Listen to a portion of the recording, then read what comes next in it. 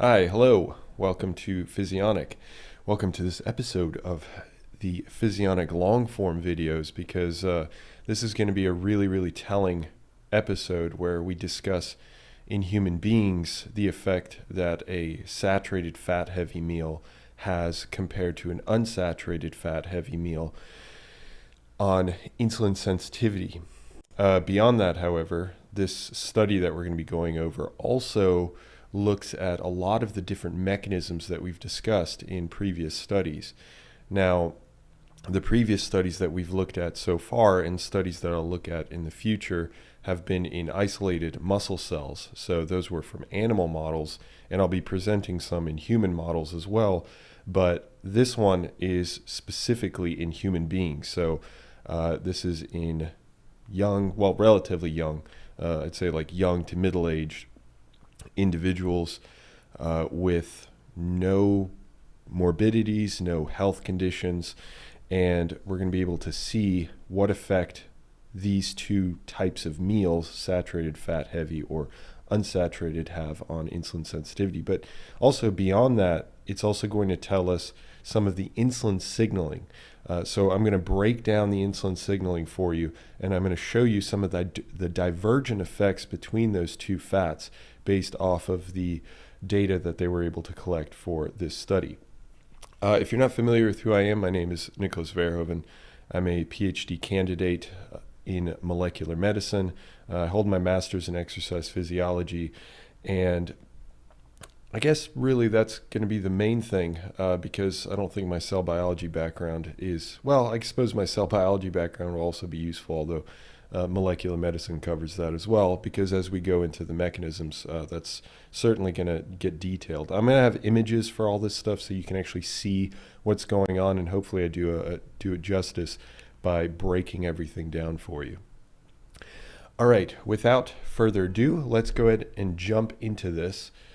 The question that we're examining, as I mentioned kind of in the introduction, is how does a saturated fat heavy food compare to an unsaturated fat heavy food on measures of insulin sensitivity? So, and this comes from a paper that just came out actually a few months ago. Yeah, I don't have the date here, but oh yeah, right here, 2022. So I think it was submitted a few months ago and then just published just this year. So when I read this, I was really excited because it really does offer some really interesting information on how palmitate, or not so much just palmitate, but saturated fats in general and unsaturated fats affect our insulin sensitivity. Okay, so a breakdown on the study design. This may look a little bit complex, but it's really not that complex. They're taking, I guess I'll tell you first about the participants. So they have 16 participants that were involved in the study, 10 men and 6 women. And this is a cross study, so all the participants end up being part of the 3 conditions that they have. And the 3 conditions are this VCL, SAF, and PAL. So the VCL is just consumption of water only. So this is the control that they're going to be doing the statistics against. So to see if there are any changes of these 2 conditions against VCL. And then they have the safflower oil. That's always difficult for me to say. And then they have this other oil as well, which is palm oil. And although if you add all this stuff up, it doesn't actually add up to 100%. So I was a little confused as to why not, because I ended up looking up these fats, and it seems like the only composition is fat. So, but I guess the big picture here is that with this condition, you have very low saturated fat and high unsaturated fats. And with the palm oil, you have high saturated fat and relatively lower unsaturated fat. Now, that said, in terms of how they went about this study, they had all these individuals undergo each condition, as I mentioned, but they also had a washout period between each time that they consumed this meal, or if you can call it a meal. And the individuals were healthy, didn't have any sort of metabolic conditions of any sort, They were between the ages of 20 and 40, and they were healthy, normal weight, at least based off of BMI, which, of course, there are problems with BMI, but I think for the standard population, it makes complete sense to use it. So 20 to 25. All right. And how they started this was the researchers would take measurements in this pre-basal period. So this is before they consumed each one of these conditions. And they would take a muscle biopsy, and this is where we're going to get some of our molecular measures, because this is going to be molecular measures that are going to tell us about the muscle signaling, the muscle insulin signaling, but we're actually going to get a little bit of information on the liver as well. And then they would do indirect calorimetry at these different points. Now, at the 0 minute mark, they then consumed the meal, quote unquote meal, that they were assigned. And this is all randomized, so not even the researchers know which meal, quote unquote, that they're consuming. So this is to eliminate as much bias as possible. It isn't until afterwards that they then look at, which condition was given to each person. And then they just measured their blood over time, and I think throughout this entire time, I should mention that they had a trace, so what's known as a glucose trace. And the reason why they use this is because when they want to measure the burning, the utilization of glucose over time, which we're going to be looking at, this is the way that they're able to tell, one, the incorporation of glucose, but also the uptake of glucose and a number of different things. So we're going to be looking at some of that data in this, but this is just a trace amount, which has been usually has been labeled so that they can actually track it. So over this time, then, we're in this basal period, and they're still taking these muscle biopsies to make more of these measures. And again, we're going to see those in terms of the molecular measures. And then they have, again, another measure of indirect calorimetry. So they're measuring the amount of energy expenditure that these people have. And then they go into this last period, which is a clamp period. And here they're actually infusing glucose. They're infusing more sugar. But that's also to control for the insulin that they're going to be adding. And during this period, they're usually testing for insulin sensitivity. And this is going to be one of the most important parts. I think both of these parts, the basal period and the clamp period, are going to tell us quite a bit of information. So we've got this insulin infusion as well as a glucose added infusion, because if you just add insulin and you don't add glucose, these people are going to die because their blood sugar is suddenly going to crash, and well, then they end up in a coma. So you have to do this both at the same time. Okay, so before we get into the insulin signaling, I did want to throw this out there because I thought this was kind of interesting, just to have this. So let me put my image here. Not that that makes a huge difference, but if you want to see if I use my hands from time to time. So they measured these two proteins, or these two hormones that get secreted from the gastrointestinal tract. And you've got glucagon-like peptide, and then you have this GIP, so which is gastric inhibitory peptide. And these end up having relatively similar effects. So they affect these different tissues, and it's not just the ones that I've got pointed out here. But one thing that they do is they typically increase or promote the stimulation of insulin secretion from the pancreas. Another thing that they do is that they reduce hunger. And what we find here is that when we measure this gastric inhibitory peptide, that the safflower, so the high unsaturated fat condition, had an increase or an added increase in their expression or release of this gastric inhibitory peptide through the basal. And again, this is pre-basal, basal, and then the clamp period. But we also see this increase with the saturated fat high condition.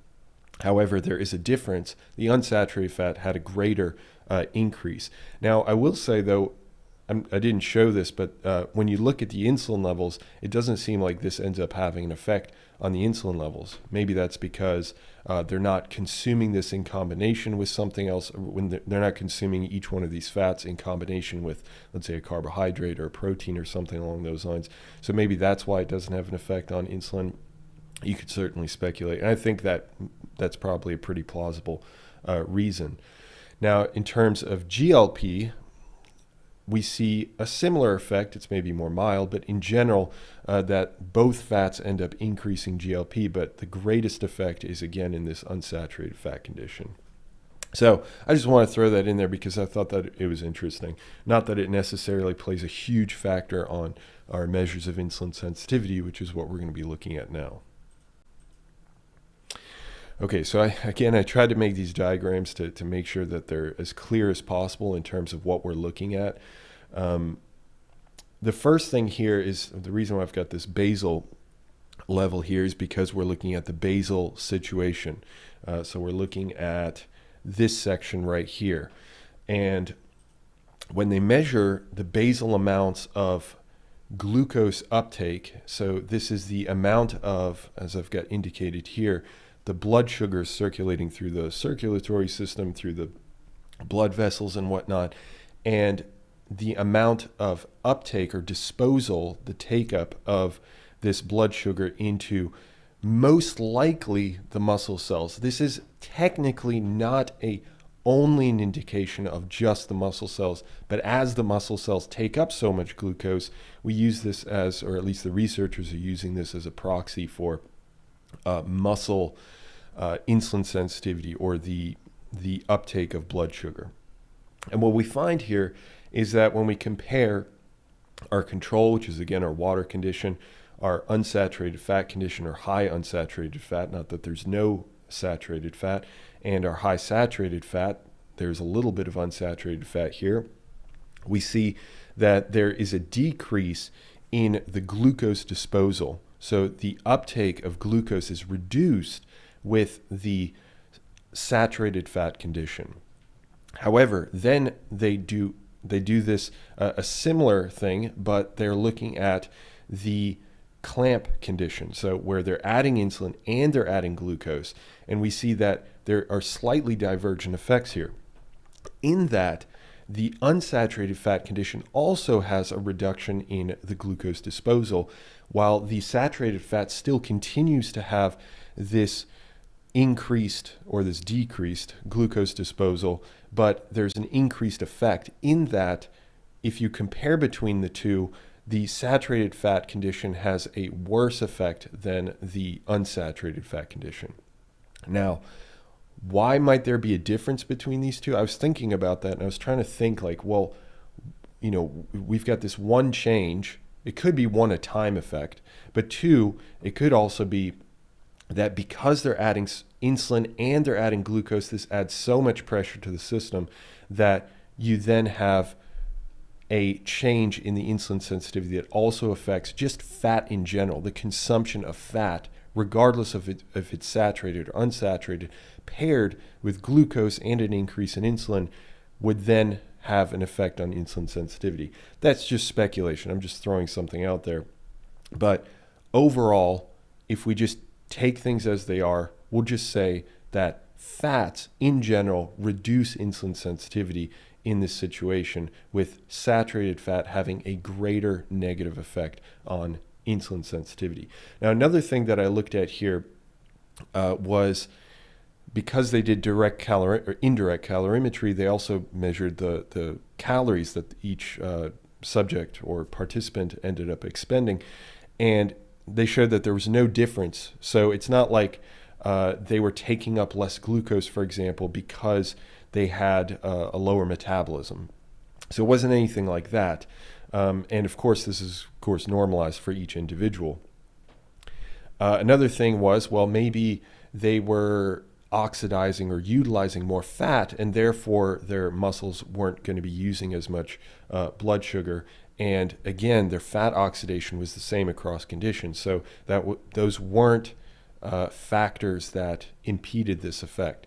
So again, just overall, I would say that fat consumption in general in this clamp condition, in this clamp environment, leads to reduced insulin sensitivity with a greater effect with saturated fat. All right, but then looking at glucose oxidation, which is the amount of actual blood sugar that ends up being used for energy, presumably for energy, by the muscle cells. And again, this is we're extrapolating here and saying that it's muscle cells because the tissue that uses the most blood sugar is going to be muscle cells, kind of in an absolute sense, just because there's so much muscle. We see that again, there's this reduction that's equal with both of the fat conditions. So you're not burning as much blood sugar or sugar in general. All right, so here they're looking at insulin, in a way, a proxy for insulin sensitivity in the liver by measuring gluconeogenesis. So they're measuring the amount of sugar production that is produced from the liver. So kind of indirectly, they're looking at the amount of difference there is from these fats. And specifically, if you add insulin, for example, or if you just insulin in general, will have an inhibitory effect on gluconeogenesis. So the idea being that if you have insulin around, that it should reduce gluconeogenesis, but what modulatory effect will these fats have? And they found that in the basal condition, so this is the amount of gluconeogenesis. This is going to be slightly different down here. So this is the amount of gluconeogenesis. They see an increase in the saturated fat condition, which is consistent with the basal data that we looked at for the muscle, or quote unquote proxy for the muscle. Here they're looking at the liver. So this would imply, because you have a lack of suppression of gluconeogenesis, that means that the insulin is having less of an effect on the liver, and thereby the liver is getting less inhibition of gluconeogenesis, so it's still producing more sugar. And this is only found in the saturated fat condition. Now here they're looking at sort of the same story, but from a different angle, and they're looking at it from this clamp condition, but also they're looking at the suppression. So the exact opposite of what they're looking at here. Here they're looking at the amount of sugar that's produced, or the suppression, and here they're looking at the suppression of that production of sugar. So the more suppression, the lower the gluconeogenesis. It's in tandem. So here again with the control, we had the lowest level, presumably we had the lowest level of this release of sugar, and here we've got the highest suppression of gluconeogenesis. That makes sense. Here we do still see an effect with the unsaturated fat condition, and here we also see another effect with saturated fat, and we see a greater effect again with saturated fat, that there's lower suppression of gluconeogenesis, which is what we find here. Now, again, there's this discrepancy here, and your guess is as good as mine. I'm still thinking about why there might be this discrepancy, but if we just look at the data and we just take it as it is, we'll just say that fats in general suppress gluconeogenesis less than in the control condition. And saturated fat compared to unsaturated fat suppresses it even less than the unsaturated fat. Okay, so that's looking at the insulin sensitivity. Let me remove myself out of the image so you can see this. Now we're going to be looking at a variety of different mechanisms for what is happening here. And if you've seen some of my other videos, you've probably seen this schematic. This is a simplified schematic. I'm actually going to be showing you a more complex, that is still not a complete schematic, of insulin signaling within the cells. But we'll start here. So to briefly explain, you have insulin that gets secreted. It's in the bloodstream out here outside of the muscle cell, really in the extracellular fluid, and then that will bind to the insulin receptor. You have a physical change in the insulin receptor, and then from here you have this recruitment. From that physical change, you have the recruitment of proteins or molecules within the muscle cell. And one of them is called IRS, or insulin receptor substrate, which will then be phosphorylated, which means it is tagged for activation in this scenario. And then you have a series of other things that happen, other molecular changes that occur between here. And then you have the phosphorylation, or the activation of a protein known as AKT. We're going to be investigating both of these. And then you have a series of other molecular changes once AKT is active, and you get this translocation of So in these vesicles, you have the protein known as GLUT. And this GLUT protein will then, once it's activated, will move to the surface of the cell and insert these GLUT proteins into the surface of the cell. And the glucose will then be able to enter from the bloodstream into the muscle cell. This then reduces the blood sugar, right? Because the sugar is moving out of the blood into the cells, and then the cells presumably would then either oxidize them or use them for some other function, like glycosylation, for example, which is a signaling molecule that you can use glucose for. And there's other functions for saccharides as well, sugars, like the insertion into the muscle cell membrane, for example. There's a number of different functions for sugars, just like there are for lipids and definitely for proteins. So this is a general, simple explanation. However, now we're going to get into a little bit more complex, but this is showing the same thing. So I got this from a review on insulin sensitivity, and I kept going back to it because I thought, I was looking at all these other images and I was thinking, well, this is such a good one because it not only shows all the mechanisms that we're going to be looking at, but beyond that, it also shows not just the activation phosphorylation, so not just the tags that are activating, but also the inhibitory phosphorylation, which we're also going to be looking at. So with that, let me walk you through this. So here you've got your insulin, which is the same that we found here, right? So this is my diagram. Here's their diagram, and I've added a bit to this diagram as a section, to try to hybrid between the two. So insulin binds to the insulin receptor. Then you have the recruitment of IRS. And IRS, if it's activated, so these green ones are the activation phosphorylations. If IRS is activated, then here's where some of these molecules that I didn't mention before, you have this activation of PI3 kinase and then PDK. And then from PDK, you get the activation of AKT. And then you have AKT does far more than just GLUT translocation. It also has an effect on, it has an effect on a lot of things, but here they've got it because they're focused on insulin signaling and insulin sensitivity. They looked at metabolism regulation, so just kind of generically. However, this could probably be lumped in with GLUT translocation. So ultimately, you have GLUT translocation into the membrane, and then glucose enters in. So this is how it typically works. So, and then of course I've ignored all this because we're going to be getting to that. All right, and these are just supposed to be symbols of essentially fat or some sort of substance entering into the cell. In this situation, we're talking about fats. And typically there's a transporter for this. All right, so I'm going to have this diagram that we just looked at over on the side here. And then I'm going to have the data here for you to look at. Okay, so for DAG, which is diacylglycerol, you have the fats that enter the cell, and then you have the formation of diacylglycerol molecules.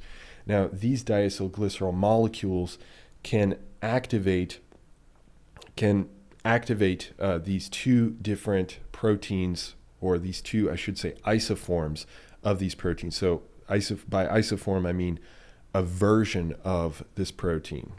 Let me see if I can, okay, you can still see the diagram. So these two different isoforms are two different versions of the same protein. They're just slightly different in their chemical structure. So that's why they're still lumped as what's known as PKC protein. However, they have slight alterations. Okay, so DAG can activate this PKC protein. We're going to be looking at that, but for now, let's look at DAG.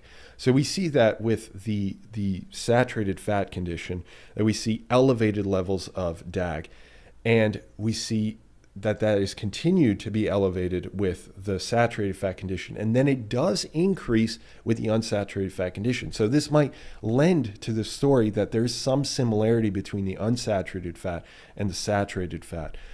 That's why maybe we are seeing this change in insulin sensitivity, that there is a slight reduction in insulin sensitivity with unsaturated fat as well.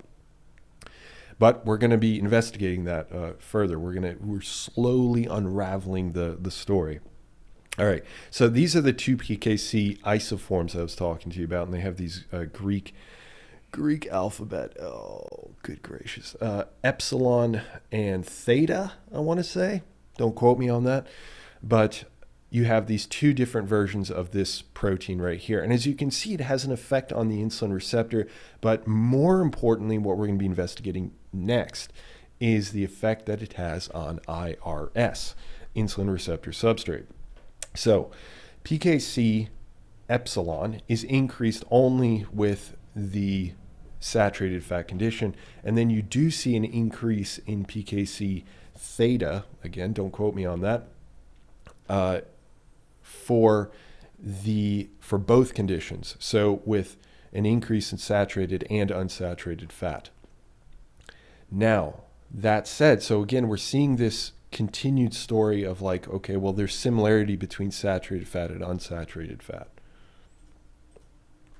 And here, IRS, we have this is important that first off, looking at the total amount. So what are the amounts of IRS? And there are no differences. So it's not like there's less or more of this protein in general. However, the activation or the inactivation of that protein may be different. So here we see that there's no difference in the total amounts. However, when we look at the inactivation, this is important. That's why I wanted to point out that there's these two different types of phosphorylation. Remember, green is go and red would be an inactivation. And here we see that it's the serine. This is an S here. I don't know if you can read that, but hopefully you can. This is let me see if I can zoom in. So you can see there's an S there for serine. And the other one, the Y is for tyrosine, I believe. Ooh, one more. There we go.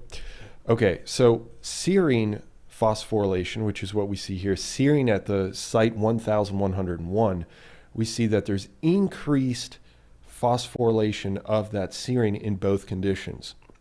So here we get the completion of the story, or an added element of the story, where saturated fat and unsaturated fat both have this negative effect or reducing effect on the function of IRS, because this inhibits IRS. Now, let's move down here. So we've looked at IRS, we've looked at this version of PKC, we're going to be looking at another version, and we've looked at DAG formation, so diacylglycerol formation.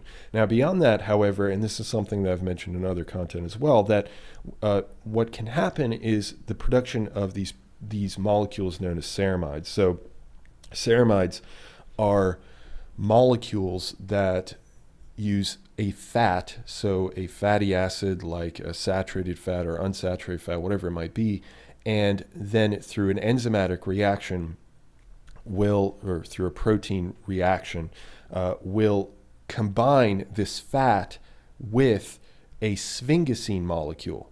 Do you need to know what a sphingosine molecule is? No. Just know that you get the formation from a fat, you get the formation of a new molecule by fusing essentially these two molecules. The fat and the sphingosine end up fusing by an enzymatic reaction and lead to the production of ceramides.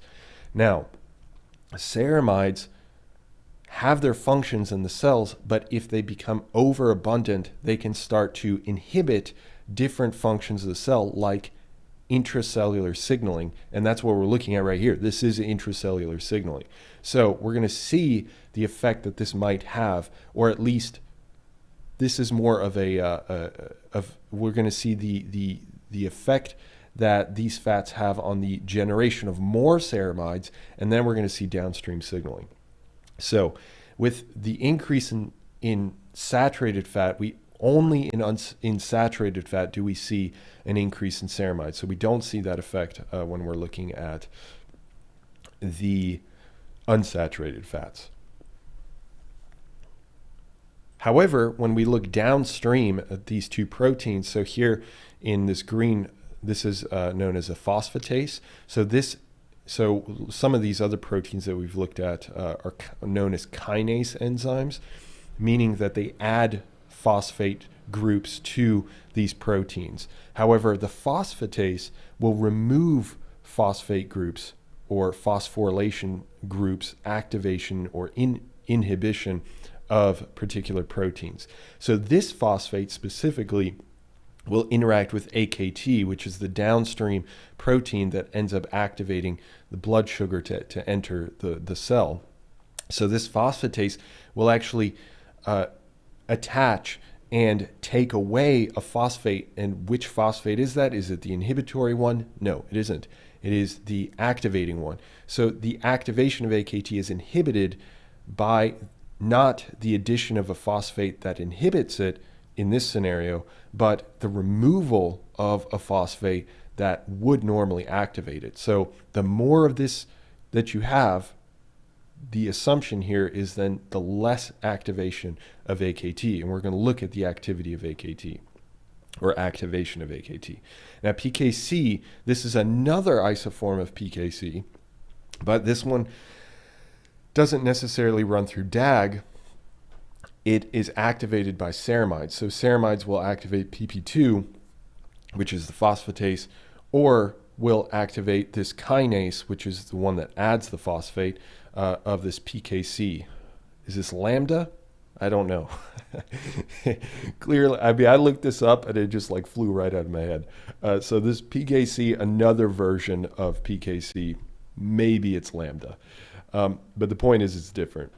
So ceramides will then activate PKC, which will then add a phosphate to AKT, and this is an inhibitory phosphate. So not only are we removing an activating phosphate, we're also adding an inhibitory phosphate to AKT.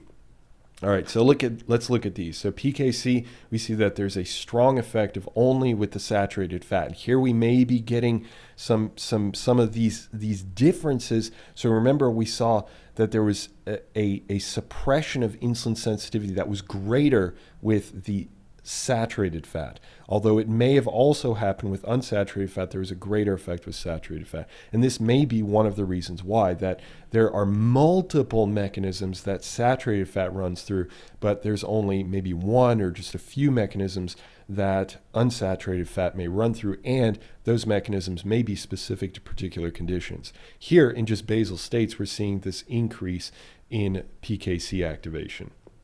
Now, with the phosphatase, initially in this basal situation, we don't see an increase in phosphatase activation, but in the clamp condition with saturated fat only, we do see that there's an increase in this phosphatase activation. So both of these would have an effect on AKT, and let us talk about AKT. Okay, so now focusing our attention to AKT. Here, again, we have to look at the total amounts of AKT, and we find that there are no differences across the conditions compared to control or between the two fats. So that's promising. So it's not like you're removing or adding more AKT under these conditions. However, then now we're looking at the phosphorylation of AKT, and this is an activation phosphorylation of AKT. And what we see is that there's an increase in the activation of AKT with the control, which is understandable, and with the unsaturated fat. However, we don't see that with the saturated fat. So the saturated fat inhibits the activation of AKT. And what would have been nice is if they'd done one more measure, which they probably would have had to do with plated cells. So they would have had to take the cell culture that we've talked about in previous episodes, where they measure the uptake of glucose, specifically labeled glucose, into the cells. And then they would have had an actual measure of the amount of glucose right here that's entering from the bloodstream, quote-unquote bloodstream, into the muscle cells. They didn't end up doing that. So, you know, it would have been nice. It's not a huge deal that they don't have it. It's not like it destroys the paper or anything. But, you know, it would have added something extra to this paper, which would have made an even stronger point on top of what they're already showing. Okay, so what can we conclude from this? Let me go ahead and remove my ugly face real quick. So conclusion, so fat heavy foods, and this is, keep in mind, I'm trying to be conservative with how I present this, because I don't want to, use my assumptions or use my potential explanations as, oh yes, these are correct, and therefore we can move forward with those assumptions. So I'm just going to be presenting it as the data has it, and then you can of course go back and listen to the certain conditions that may have affected this conclusion. But ultimately, certain things we know for sure. One, fat-heavy foods in general, so saturated or unsaturated, reduce insulin sensitivity in humans, with saturated fat-heavy foods having a more pronounced effect across multiple measures that we looked at, likely mediated through multiple insulin signaling mechanisms. We talked about ceramides, we talked about DAG, we talked about the phosphatases, we talked about PKC, all of those not shared completely by unsaturated fat consumption. So there's one mechanism that we did see, with the DAG affecting that, one PKC affecting IRS. So that does seem to happen in the unsaturated fat condition, but on top of that, the saturated fat condition had other mechanisms that also had an effect on insulin sensitivity.